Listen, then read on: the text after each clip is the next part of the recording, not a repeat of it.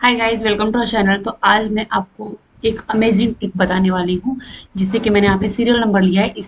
इसकी वॉइस हमें month month लेना है यहाँ पे। और जो सीरियल नंबर चेंज करूंगी, यहाँ पे मंथ भी चेंज होंगे। तो आओ मैं स्टार्टिंग करती हूँ।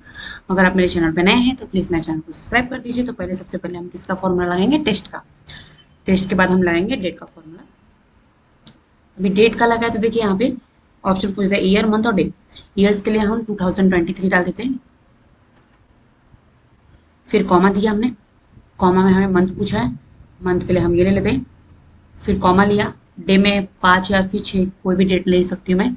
फिर ब्रैकेट क्लोज, फिर कॉमा, डबल इनवर्ट कॉमा में मंथ ले लेंगे हम और ब्रैकेट क्लोज कर दूंगे इसको भी। और ये देखिए जनवरी आ गया मेरा लिस्ट।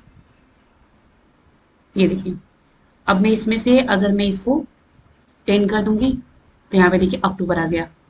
अगर यहाँ पे मैंने 6 कर दिया तो यहाँ पे देखिए जून हो गया। तो आई होप ये वीडियो आप लोग को बहुत पसंद आया हो, और मैं इसको कंट्रोल भी से बोल्ड कर देती हूँ। तो प्लीज मेरे चैनल को लाइक, सब्सक्राइब और कमेंट करना ना भूलें। Thank you. कल मिलते हैं एक नए वीडियो के साथ में।